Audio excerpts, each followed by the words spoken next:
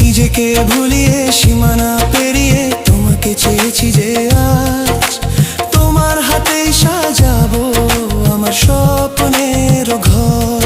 আমি তোমার প্রেমে পড়ে দুনিয়া ভুলে গেছি।